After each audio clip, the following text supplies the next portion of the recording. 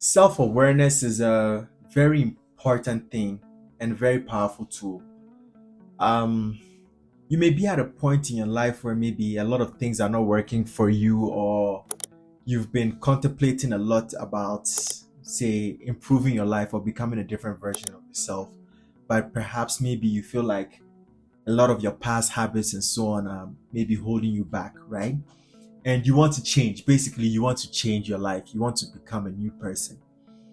One of the most important things you can do to start that is become self-aware. Basically, become tapping into your ability to reflect on yourself, to look back at yourself, or to look at what you've identified yourself as being from a perspective of awareness, right? This this may seem confusing for a lot of people because when we ask a person, "Who are you?" they may mention their name, they may mention where they're from, their age, but realize this is not who you are. This is your name or your age, your family name, your gender, whatever it may be, your job role, whatever it may be. These are parts, different parts of the component things which you identify with. You have an I that has a story, right? And usually this story has been formed from the time that you're growing up. When you're growing up, you don't give yourself your name, your parents give you the name, and they call you that name so many times that it becomes part of you. It's like repeated into your system. So then your system, mind, computer is taking that information in and is identifying with it, like, okay, I am Jason. I am Jason. And in time when your parent says, "Hey Jason," you come towards them. Just the same way you train your pets and so on and so forth. So these are parts of you that you identify with. But this is not really you. What we really are is awareness. Right? When it all goes down to when you peel the layers of the different things you identify with, you realize that what you have left is I am. That is the one truth that you can be certain of. You are. You exist. You cannot even try and trick yourself to say, "Well, but do I exist?" and go off philosophical and whatnot, because non existence, by definition, does not exist. So, as far as you can hear me now, as far as you're having this experience, you exist. It is impossible for you to not exist because you are. And that primarily is what you are. Awareness, pure awareness, I amness. I like to say that. And that I amness has the ability to see, discern this identity that we've put together, this egoic self that we've put together. And when you contemplate this, when you meditate, when you find yourself in that meditative space where you can watch your thoughts go, you realize that the thoughts that you identified with as yourself, you are kind of separate from. Because if you were not separate from it, you wouldn't be able to see it, right? Like you standing at a particular location and watching a train pass. You can see the train pass because you're separate from it. In the same way, you can watch your emotions, you can feel your emotions. And when you can find that calm space in which awareness is, you can actually feel the sensation of the emotions and see them pass, and you see the thoughts that come with them. So if you can step away from your emotions, you can see your emotions, you can see your thoughts, you can see your belief systems, you can even see your actions. Then you can see that those components that come together to make you are not really you. There's something that has been put together. You get what I'm saying? So then you realize that you are the I am that lies beyond all of this. And that beginning of that beginning awareness, right, allows you to then have a new perspective of looking at yourself. So then that's where the self-awareness begins. From the moment you realize that you are the I am that lies above and beyond all of these different identities that you've put together as you, then you can now begin to study that I. That I which you use to interact with people in reality. That I that people identify you to be it your name, and so on and so forth. And even realize that I, different people see it differently. To some people, you are quiet. To some people, you're talkative. To some people, you're funny. To some people, you're annoying. Different people, everybody has their version of you, just as you have different versions of different people. And even the same person, the version of them that you had maybe 5, 10 years ago changes. So you can see that that I in itself is always changing. So, but the awareness that is the I am that exists, that knows, is always there. So, as the everlasting present still awareness, I amness, you can view this person, this identity that you say you are, and study it. And when you study it, you will see its grooves, because this identity was created out of habits. Like I've been saying in my earlier videos, when you're growing up as a child, you are learning, right? You are learning habits with the unconscious mind. From, first of all, you're part of the collective unconscious, and then you're part of the collective conscious human, and then you have your own individual unconscious mind, which is learning from the people around you, your neighbors, your parents, your school people. And the habits that it learns, it puts that into a code that forms the foundation of your subconscious mind. And then your subconscious mind is what operates you 85-90% of the time, so that you are you, right? And then you have your conscious mind, which you can use to tap into um, conscious awareness, to be able to see your habits and so on and so forth, to be able to change this program in the subconscious mind to create new habits. So once you become um, aware that all of this is playing out, now, like I said, you can study it. You can see the habits. You can see that you as a person, you have certain likes and dislikes, which you formed over the course of your life for whatever reason. You have certain ways in which you interact with people. You have certain things that make you angry, certain things that make you happy.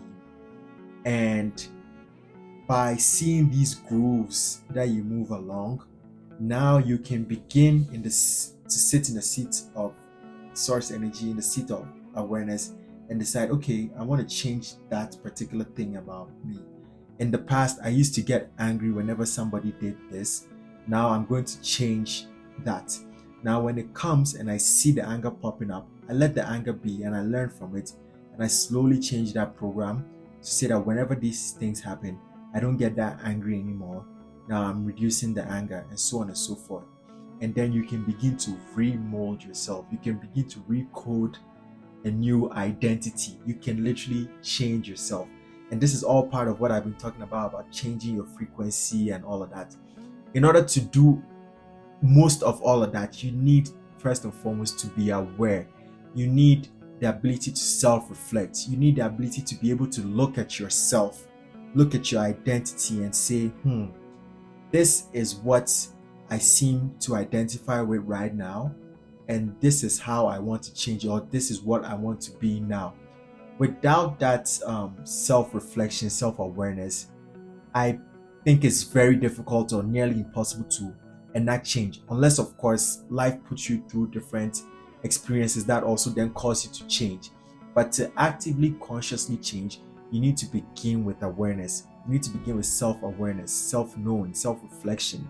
And doing this comes with self-accountability and self-responsibility. And responsibility, I love Sadhguru in one of his books, I forget what it's called, but he talks about responsibility being your ability to respond. And what I take from that is not being reactive, because when you are reactive without being aware that you're being reactive, you're just being played by your program. You're just being played by the reality. And sometimes people know how to play you. So people say they know how to push your buttons, because they know when they push button A, you're going to do that. But when you're in the seat of awareness and you've reflected and you become self-aware and you know yourself and you know your identity and you practice it and you work on changing it, now that button can be pushed and you will not play out the output that you're expecting. So it's about being responsible for yourself and being accountable. Being accountable in the sense of not running away from who you've chosen to be up until this point, not running away from the things you've done. If they in your mind there are bad things or good things, sitting with it, forgiving yourself, understanding that perhaps you were not necessarily aware or fully conscious to be able to prevent yourself from doing some of these things, because maybe you grew up in a particular society that you were used to doing some of these things. So forgive yourself, take accountability, say, okay, I did that, but I'm not doing that anymore. Because without that accountability, you can't change it. Without that responsibility, you can't change it. Without that reflection, you can't change it. Without that awareness, you can't change it. If you pretend it's not there, then there's no change to be done. It's like if you spilled maybe a paint on the floor and you're just going to close your eyes and pretend that it's not there. Well, then there's nothing to clean, right? So it begins with becoming aware. In order for something to change, you have to be aware of what it is. Otherwise, you can't change it. This is why self-awareness is very important. This is why self-reflection is very important.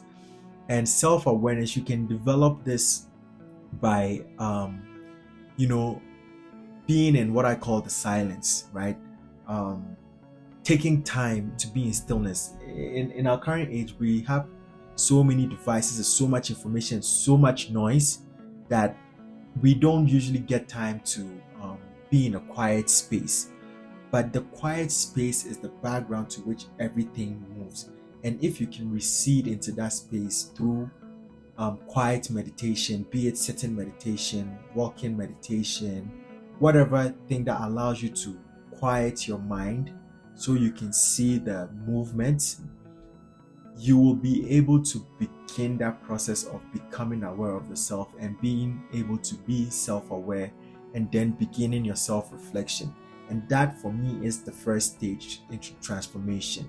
In order for you to transform yourself, you need to start from self awareness. You need to be true to yourself. Without that truth, you can't change. I've had to do this over and over again to transform who I want to be. And in the beginning, it was tough because there were certain things in my past that it's like I didn't want to face, to see myself as. But it was important for me to understand that even though that was sort of part of my past of who I was, or who I was in that present moment, it was holding that space for that person, forgiving that person, knowing that it was the different circumstances and experiences that shaped that person, and actually loving that version of me for the information that it had brought me. Because without that love, without that forgiveness, I would still be holding on to it as, oh, I'm not that, I'm not that. And that wouldn't give me the ability to transform. It's about letting that version be, and letting it go, letting it pass. Because if you don't allow it space for it to be, it's always going to call for your attention, and you're always going to try and be fixed on it, because that denial is a resistance. It's about embracing, even if it was a bad version of you in your mind. Embrace it and understand it. Give it space, forgive it, love it, and it will teach you, will give you information to help you transform. And all this process, once you get into practicing, into being in that stillness, into being in that awareness, into loving yourself, into accepting yourself, you will begin to see and understand what I'm saying even clearer through your experience. I'm speaking from experience, so some of my words may not make sense to all of you, but I encourage you to get into that practice of looking at yourself. Sometimes your loved ones will give you information. They will tell you things about yourself that are hard for you to listen, but they are also sometimes giving you information. The thing is, take that information in and reflect on it in your truth. No matter how painful some of the truths may be, just see if it is your truth, that your experience as well, and use it as a learning opportunity. And once you are able to practice seeing some of these things, you realize that you are expanding your ability to become aware of more. You're expanding your field of awareness. And the more you expand your field of awareness, the more you can see, the more you can become aware of, the more you can know, and the more you can change and transform. This is my message I have for you today. As always, I hope it's valuable to you and it can bring you something that you can use in your life for your own growth and expansion of realization, consciousness realization. into greater awareness. Thank you always for tuning in, for liking, for subscribing, and for hitting the notification icon. And if you have anything to share, any feedback, any comments, please do leave them in the comment section. And as always, thank you so much. And until next time, have a wonderful and pleasant day.